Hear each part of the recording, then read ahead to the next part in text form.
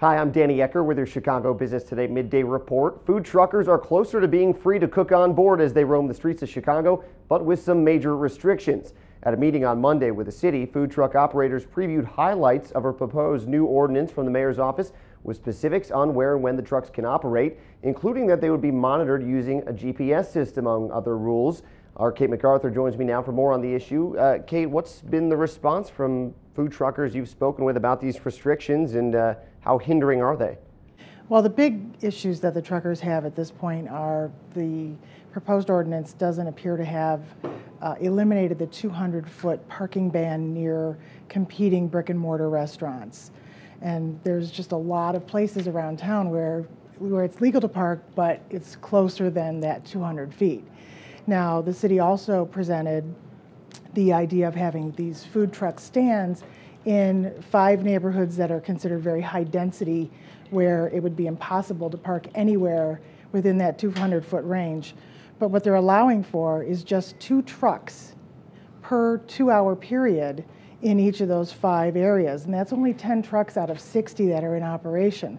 So what a lot of truckers are worried about is that they'll not be able to be in a high density area where they can make money during the critical lunch rush. Right, which is when they are going to do their business anyway. So as we stand here today, I mean, does it seem that that food trucks get somewhat of a fair shake? There are licensing restrictions, of course, for restaurants and brick and mortar restaurants and eateries. Are food trucks close to getting a fair shake on this? Well, the truckers that I talked to are very happy that the proposal is going to allow them to cook on board, and they're very welcoming of the idea of having health and sanitation inspections and the same kind of standards that regular restaurants would have. However, the idea of having a GPS on board that tracks their every move, that then has cameras that watches their every move, when that's not the same rule for a regular brick and mortar restaurant, they think is an unfair playing field. Right, okay, and so now we look ahead to tomorrow. The mayor is going to present an ordinance, proposed ordinance to the city council, right? Yes, according to the mayor's office, he will present he'll introduce this ordinance to the city council.